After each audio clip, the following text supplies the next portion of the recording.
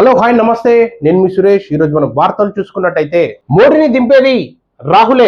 రాహుల్ ఎప్పుడో ప్రధాని అయ్యేవారు. కాంగ్రెస్ పార్టీ ఏం చేసిందని బీజేపీ ప్రశ్నిస్తోంది. 140 ఏళ్ల కిందట ఈ దేశానికి స్వతంత్రం తీసుకొచ్చేందుకు కదం తొక్కింది కాంగ్రెస్ పార్టీ అని బ్రిటిష్ పాలకులను తరిమి కొట్టింది కూడా కాంగ్రెస్ అని ముఖ్యమంత్రి రేవంత్ రెడ్డి అన్నారు.